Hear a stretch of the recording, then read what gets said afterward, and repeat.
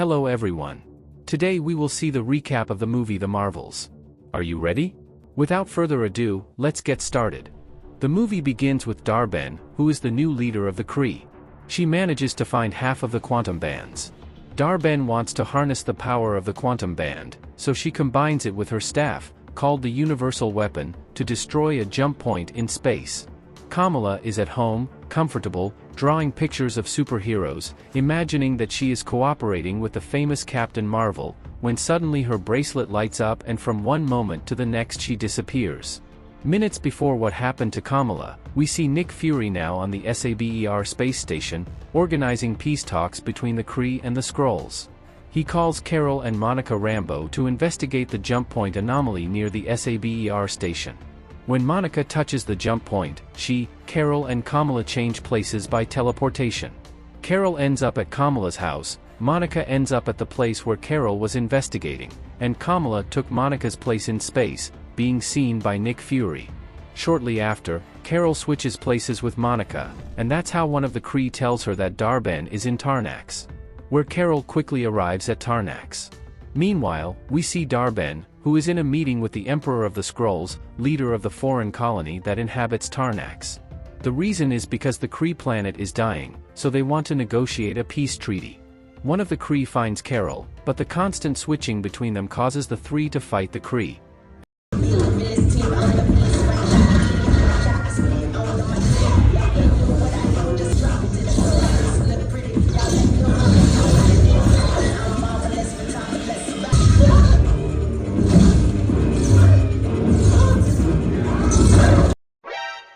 And that's how Kamala's house ends up destroyed. Later, Fury and Monica visit Kamala. The group assumes that the light-based powers of Carol, Monica, and Kamala are linked through quantum entanglement, and change places when any of the three use their powers. Kamala shows them her powers, and ends up switching places with Carol, who was flying in from somewhere. Shortly after, Monica goes to rescue Kamala. But then, they both switch places with Carol. Monica and Kamala end up in the wrong place. When Dar-benn is about to kill them, Carol arrives, just in time to help in the fight. Dar-benn ends the negotiations and opens another jump point, which draws atmosphere from Tarnax to Hala, this to restore air to it. After a hasty effort to evacuate the colony, Valkyrie arrives, which will allow the Skrulls to take refuge in New Asgard. Carol, Monica and Kamala form a team. Kamala tells them that she has a bracelet that gives her powers.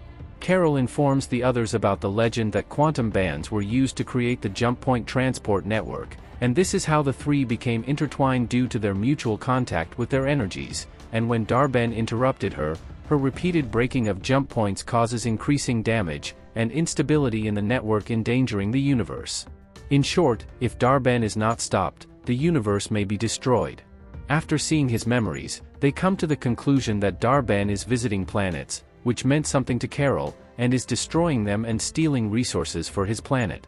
The Marvels arrive at the planet Aladana, where Carol married the prince of that place. Many Disney-style things happen there, like this scene. On a magic carpet ride, a whole new world. A whole new world. But when I'm way up here, it's crystal clear. Soaring, tumbling, freewheeling through an endless diamond sky.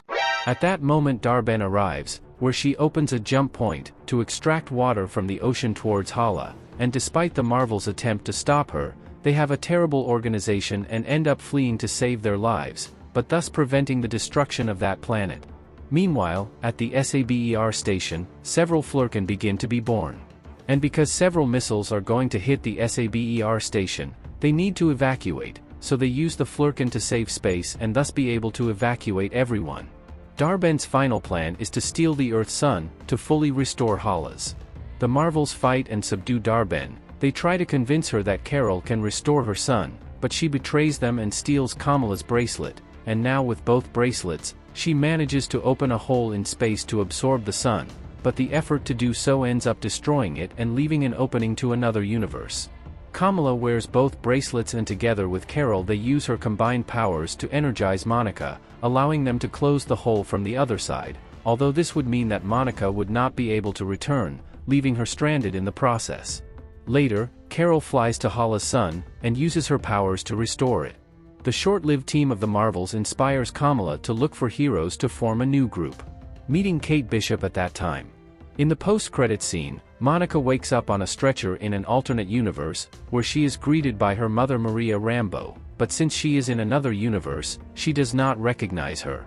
Beast from the X-Men appears there, saying that they will talk to Charles later, and Maria Rambeau reveals herself as binary, the equivalent of Captain Marvel.